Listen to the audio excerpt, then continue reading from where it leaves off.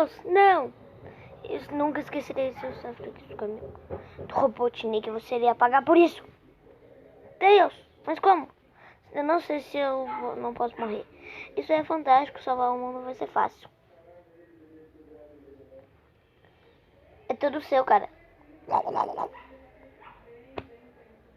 Ah, não, eu te mandei. Não se preocupe, papai.